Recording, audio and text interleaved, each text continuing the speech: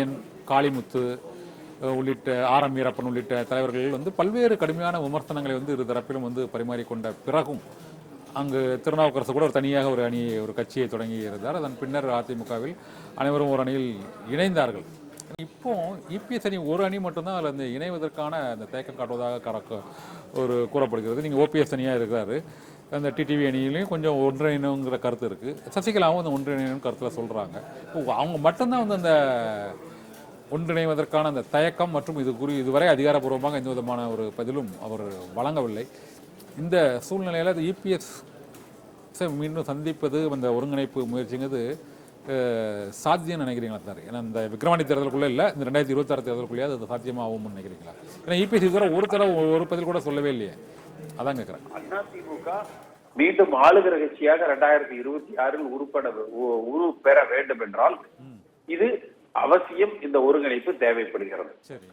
88, 89 காலகட்டங்கள்ல சட்டமன்றத்துல ஜே அணிகள் மாறி மாறி அந்த மைக் எடுத்து அடிச்சுக்கிட்டாங்க ஒருத்தருக்கு ஒருத்தர்.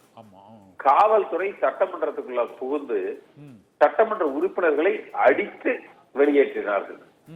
மிக ஒரு கொடூரமான ஒரு அரங்கேற்றம் சட்டமன்றத்துக்குள்ள நடந்தது. ஆனால் அந்த 89 நடந்த அந்த சட்டமன்ற தேர்தல் முடிவுகளுக்கு பிறகு இரண்டு கட்சிகளும், அதாவது ஜே அணி ஒருங்கிணைந்து செயல்பட்டு இருந்தால் வெற்றி பெற்றிருக்கலாம் என்கிற அந்த கருத்து.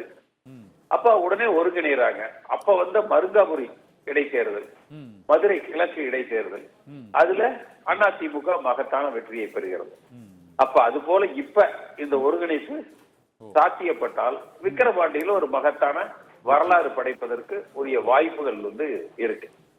பழனிசாமி, நீங்க சொல்றீங்க, ஆனா அந்த ஒருங்கிணைப்பு குழு வந்து கூட்டம் சசிகலா கூட நீங்க சந்திக்கலையா சார்? சசிகலாவும் இதே உங்களோட கருத்துல ஒன்றிணைந்து தான் தேர்தலை சந்திக்கணும், அதற்கான இனிமேலும் பொறுக்க முடியாதுன்னு அவங்க சொல்லிட்டாங்க. அந்த அனைவரும் ஜெயலலிதா இல்லத்திற்கு வர வேண்டும் என்று அந்த போயஸ் கார்னர் இல்லத்திற்கு அழைப்பு கொடுத்துட்டாங்க. ஆனா ஒரு எம்எல்ஏ, ஒரு அமைச்சர் ஒருங்கிணைப்பு குழுவே நீங்களே இன்னும் அங்க போகலையா சரியா? இல்ல, இதுல 20% வாக்கு வங்கியை பெற்றிருப்பவர் திரு எடப்பாடி பழனிசாமி. அவர் கருத்தை முதலில் அறிந்து அதற்கு பிறகு ஒரு 3.5 லட்சம் வாக்குகளை பெற்ற திரு ஓ பன்னீர்செல்வம், அதற்கு பிறகு திருமதி சசிகலா என்கிற வகையில தான் நாங்கள் இதை திட்டமிட்டிருக்கிறோம். இந்த சந்திப்புகளை முதல்ல 88 லட்சம் வாக்குகளை பெற்ற திரு எடப்பாடி பழனிசாமி அவர் என்ன கருதுகிறார், இந்த இணைப்பு தேவைன்னு கருதுகிறாரா, அப்ப இந்த தொண்டர்களது மனநிலை, இந்த இணைப்பு தேவை, அதனால் ஏற்படுகிற சாதக பாதகங்களை முதல்ல அவரிடத்தில் விவாதித்து விட்டு அடுத்த நடவடிக்கையை நாங்கள் எடுப்போம். எஸ்பி வேலுமணியை பொறுத்தவரை அவர் வந்து அவர் பாஜக கூட்டணியில் இணைந்தால்தான் வந்து அடுத்தால இந்த தேர்தலே கடந்த மக்களவைத் தேர்தலே வெற்றி பெற்றிருக்கலாம். வரும் தேர்தலிலும் இந்த பாஜக கூட்டணியோடு இருப்பது நல்லது என்பது போல அவர் ஒரு துணியில் ஒரு பேட்டியை எழுதியிருக்கிறார்.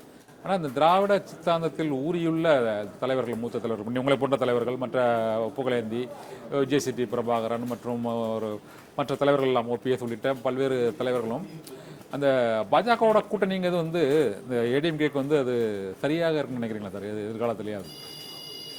இல்ல, அதிமுக கட்சி அபிஷியல் ஸ்டாண்ட் அதிமுக தொண்டர்களின் விருப்பத்துக்கு இணங்க, வேண்டுகோளுக்கு இணங்க பாஜகவுடனான கூட்டணி முடிக்கப்படுகிறது. இதுதான் அதிகாரப்பூர்வமாக அறிவிக்கப்பட்டது.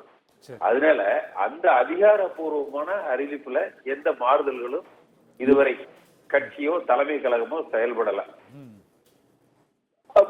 இன்றைய தேதிக்கு அதுதான். மற்ற கருத்துக்கள் அவர்கள் தனிப்பட்ட ஆதங்கங்களா இருக்கலாமே ஒழிய அது ஒரு கட்சியினுடைய அதிகாரப்பூர்வ நிலைப்பாடாக நம்ம எடுத்துக்க முடியாது.